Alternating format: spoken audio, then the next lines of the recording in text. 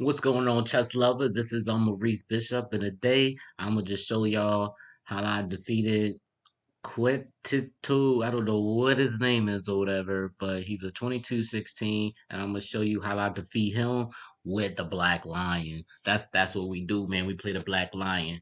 Now this guy, he likes to close stuff in, and I guess if he gets the opening closed in or whatever, there's really no chance of defeating him or whatever, things like that. But I'm about to show y'all what to do when you're in a close position. Y'all probably had some of these games played on y'all or whatever when people try to close out the position and everything. So I want to show y'all how it's done. So without further ado, let's get started. My opponent played G3 and I played E5. He goes Bishop G2, I go D6. D3 is played Knight B to D7, Knight F3 and C6. All right, so he canceled Kingside, and I go Queen C7. My regular plan. He played C4. Um, uh, C4 could be a little bit past there, or I, I guess it really goes by how you play it. Maybe he had ideas of like the B4 and A4 and B5 and everything. Maybe I'm not really sure. But I go H6. He goes Knight C3. I go Knight F6. H4 is played now again. So I really want to show y'all this because you might get a position like this. Oh crap! I can't go G5 because of you know he hit H4 and to prevent me from doing pawn storms or whatever, things like that. But the thing is, y'all need to. This is the concept. If the king is cast on the king side, and he moves any type of pawns on the king side, it's all a weakness. That's the beauty about it. That's the beauty of the Black Lion. Any pawn move that he does with the king side is a weakness, and we just got to figure out how to, get him right. So I go Bishop E7. That's what I do. He goes Bishop D2. I go Knight F8. He goes Rook B1, and I go Rook G8. Right.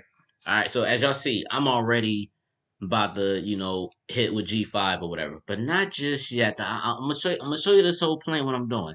All right. So Rook B1 is a move that if they have the rook behind his pawn, he want to do a queenside attack. That's pretty much the whole purpose of it, right?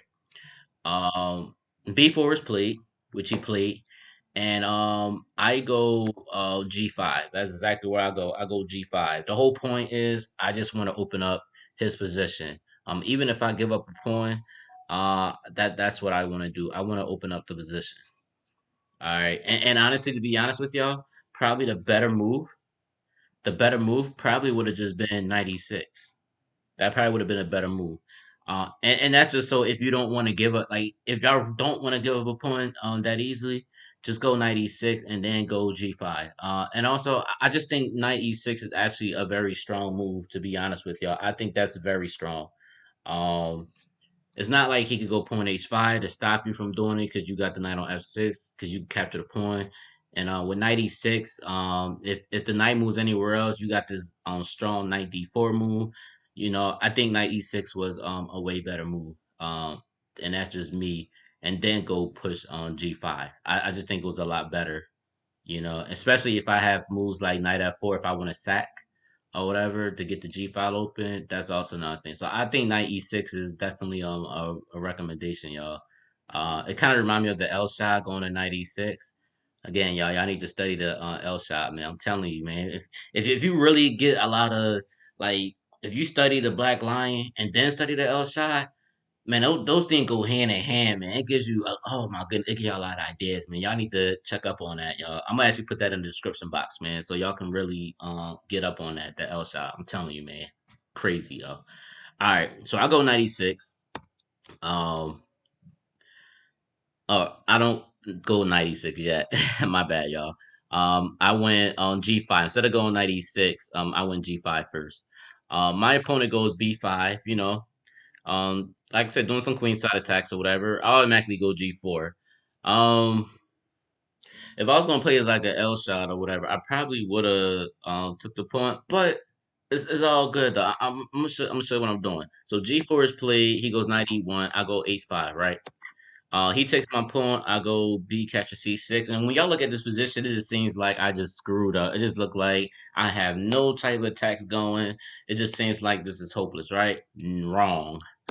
Knight on C2 is played. I go Bishop D7. He goes Knight B4, hitting the C6 pawn. I go Rook A to C8, to defend that pawn, and he goes on Rook B3. Um, I actually go A5 just to kick that knight out the way. You know what I mean? And he goes knight C2. So then I decided to go knight E6. Also knight E6 is beautiful because I could also threat knight C5 if I wanted to kick the rook off, and then also defend against this B7 square if he tries to double up on a file or whatever. Things like that. Um, but he goes back to Rook B1, which I didn't think he should have went back to Rook B1. I was thinking more like at least Rook B2 to get some type of double on the files or whatever. That's what I was thinking. But I go Queen D8. Now this just looks like this is just crazy, like just a crazy move.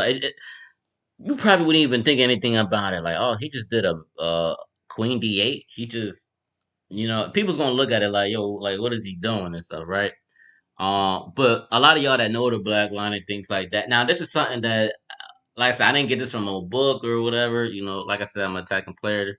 I have a lot of ideas in mind. And it's not like the bishop could go G5 because I have my knight on E6, which is another great reason why I did that. So, but I went Queen D8. He goes Rook B7, and he decided to go here because my queen is not on here, so he wanted to make sure that my queen don't get back on that square. So I see what he was doing. I see where he was going with it, but I go knight H7, and obviously by now you should know that I'm getting ready to sack here. You should already know that now. But my opponent goes E3. Um, I thought that was a little bit too slow. I kind of honestly, y'all, I kind of really don't know what he could have did. To be honest with y'all, man, I just really don't know. Um, I really don't know, y'all, what he could have did.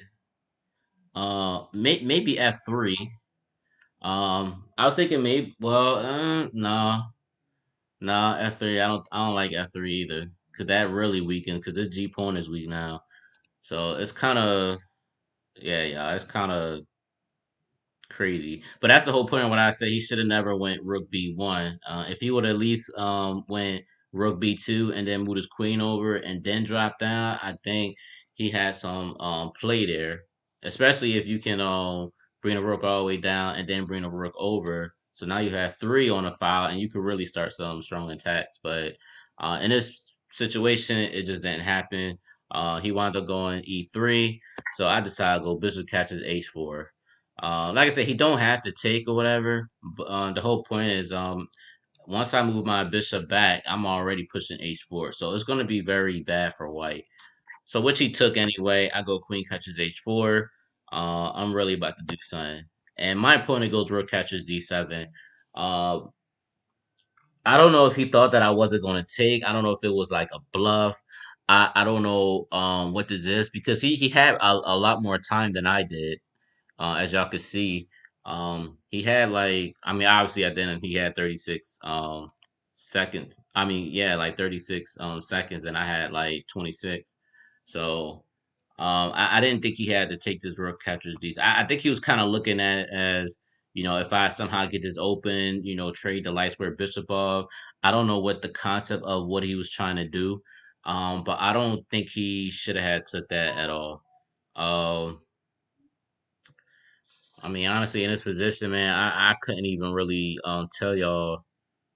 Um, and honestly, and to be honest with y'all, maybe his best bet. Oh no, that would be off too, because of G3. I mean, it might be it probably be a little bit better. That probably was his only shot what he can do. Because then even if I come here, King F1, um, it's still gonna be bad either way. Because I'm gonna just push this pawn up. And yeah, it's just gonna really look bad, like really bad. Um, yeah, because if I go here and he go H3, yeah, so he's kind of forced to take and everything. If I take, and obviously you're gonna have to do that. So if you want to make the game longer, I mean that's something that probably his best bet what he could have did, but you know it's kind of hard or whatever. But that's not what he did. Um, like I said, he goes rook catches D7. I didn't think that was necessary, but he did it anyway. So I took his rook. He goes on D4, and I understand like maybe he was trying to get the file open, especially with this queen on his E file. So maybe that was something that he was trying to do. Like I say, he's stronger than I. Well, I'm just saying his range stronger than me, but I don't know. But anyway, I just go knight G5. I go right with my plan, knight G3. I mean knight G5. And then he goes knight E2, which was that was probably the worst move you could have ever did. That was a straight blunder out of all, straight blunder because after knight F3, you just automatically lost after that. Because after Bishop, cause just to let y'all know, he's forced to take this. It's nothing he could do. He can't go here because the queen is guarding this square, and the king can't do anything. So he has to take. So once he take, I go G catches F3 with a check, and obviously this would be checkmate, but he had this knight right here, so he had to go knight G3, and then I just go rook catches G3 check, and then again this is he's forced to take, and then after queen catches G3, he goes king H2, and then queen G2 checkmate. You know, so like I said, y'all, these are like somebody try to lock up position, man. There's always sacrifices in there, man. You just gotta take the chance to sacrifice and know that. Well, I ain't gonna say take the chance. Like you're gonna, you're pretty much. Let me break it down to y'all. I really got because I don't want to like confuse y'all or whatever. But let's go back here. All right, so look at this position, y'all. The rule is if you have three or more pieces, and I said this in a video numerous of times, if you have three or more pieces surrounding the king, you can start an attack. You could sacrifice something. So just think about it, y'all. I have one, two, three, four, and five surrounding this king. Now, even though it's not close to the king, but at the same time, you know, it's and of course I have this too.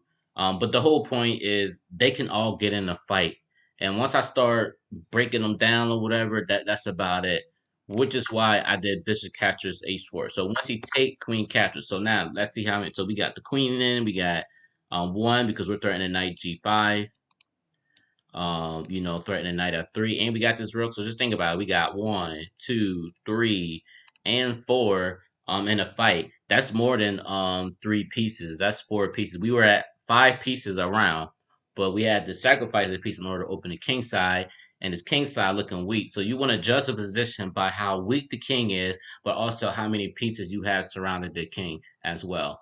Which is why this definitely worked. And like I said, I think he has the same principle. If you have three or more pieces around the king, you can do it. Which is why I say he didn't have to take this bishop because even though the bishop is aimed at the king, but at the same time, it's not. I mean, in the future it could join an attack, but this wasn't the active piece that was going to join into the fight. The active pieces are obviously the queen, this knight, and then this rook right here. Definitely this rook. This rook is behind the scenes, you know, ready to do it all. This is the reason why we have chances. So but yeah, just keep that in mind, y'all, with that principle and everything. I hope y'all enjoyed this video. Please like, please share, please comment. Let me know what y'all think of this video. And if y'all have any other questions about the black line or the L-shot system, whatever questions y'all have, man, just definitely hit me up. Hit me up in the comment below or yeah, on the comment below. And also, y'all, I will be inputting some of my L-shot system videos in the description box, as well as the two books that I highly recommend y'all get with the L-shot system for black and white or whatever. Definitely check that out. And also, y'all, don't forget to subscribe. All right, y'all. Peace out.